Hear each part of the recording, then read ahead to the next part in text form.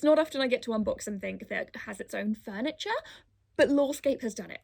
Hi and welcome to Tabletop Gaming. I am so excited to be unboxing this today. This is an early copy of Lorescape, which is going to Kickstarter, and I get to have a first look. I will level with you, since it arrived, I've been itching to look inside and go through everything, so I can't wait to do it with you now. So hey, let's do it. Now, the whole point of Lorescape and its beautifully put together furniture that it comes with is that you can build your maps in seconds. So it might be that you've got a RPG that you're playing a game for and you've got a specific layout in mind, or it might be that you need to put together something quickly, or it might just be that you're building something epic and you don't really know how to. I have all of the ideas and none of the skill, so things like this that help me out are fantastic. Now, what it actually is some interconnected pieces. So these are some really, really robust pieces, but they all just slide together like so.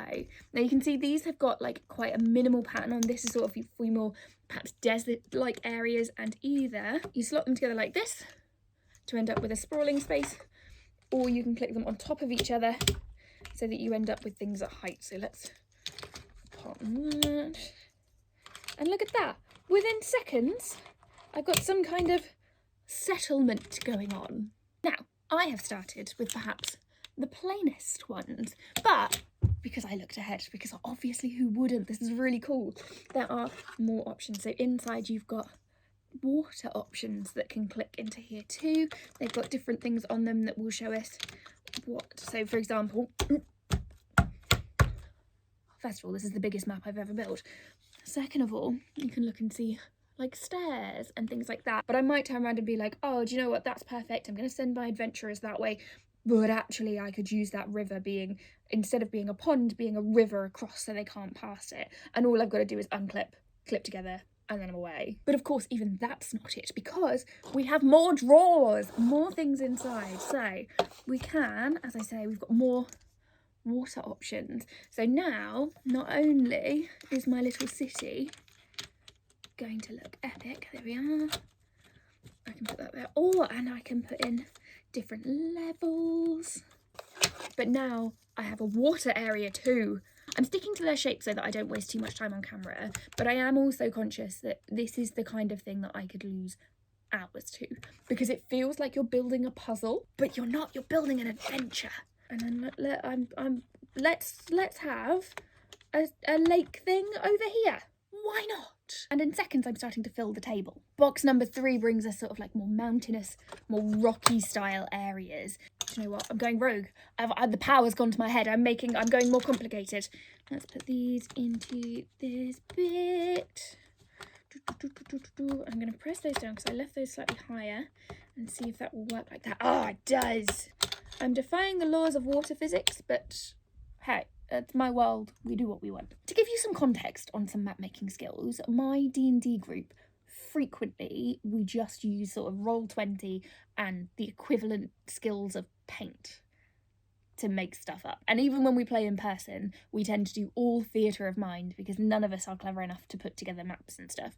Whereas in the duration of this video, which looking at the time of filming is no more than 5 minutes, I've built. Granted, I have to fill in these, or do I? They could be customs. But hey, she doesn't stop there. There's more boxes. Basically, we go through more. So now we have a specifically rocky area. So if we want to make that more tricky, or actually I've decided that, no, I don't want that to be like that. I'm going to put that on top instead.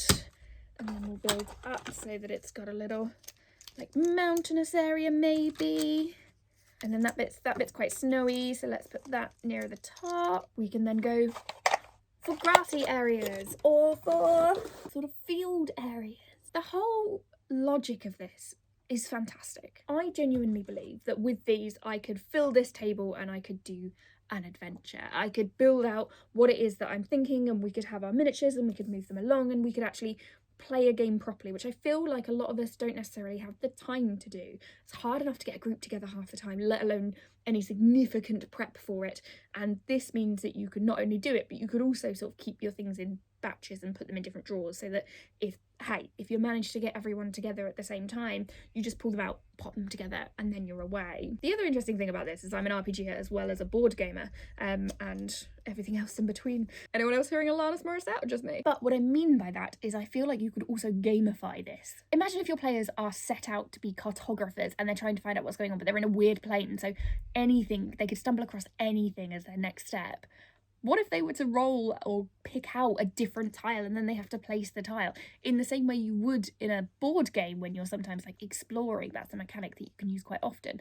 What if you did the same bit in your RPG? And you know what? I'm not going to lie to you. This is so satisfying. It's pretty. It all comes together. It looks very impressive with very little effort. This is my level of DM preparation. However, with my level of DM preparation, it lets me look far more professional. And actually, it's a really strange one because I want to keep talking about this. I want to keep telling you all the different ways you can use it. But if you're an RPGer or a wargamer, or you just want to set up something cool, you will already be thinking about this. You will already know in your mind what sort of things you could be creating from this, or how cool an adventure you could build, or how tall a tower you want to create, or where you want to put things. I think it's got such potential in such a lot of different ways that I almost don't want to ruin it by saying to you, you could do this, you can do that. You know what you can do. Now, on First Licks, we don't tend to give opinions so much. We tend to give you all the information and leave you with it. But I will go out on a limb and say that I really like this. I think it's easy to be put off things by the level of incredible things that other people create. And this very easily puts you on the same level. It's so well made. It's so nicely put together. It creates something very cool in very little time. Honestly, what's not to love? This is heading to Kickstarter, so you can get your own copy very, very shortly. Be sure to keep an eye out. We will put the links in the description so you can pledge for yours. And I genuinely think you won't regret it. If you have any questions, pop them in the comments. But as always, thanks so much for watching and have a great day.